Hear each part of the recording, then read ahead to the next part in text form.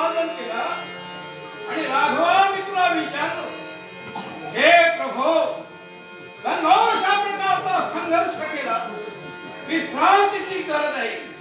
त्याच वेळी राघवा या सेतुबंध रामेश्वरमध्ये स्थापना केली आणि या ठिकाणी विश्रांती घे बोलणार. आणि त्या दिनापासून आज दिनापर्यंत एक सारखा तुझा नामस्मरण या सेतुबंध रामेश्वरच्या ठिकाणी. जय जय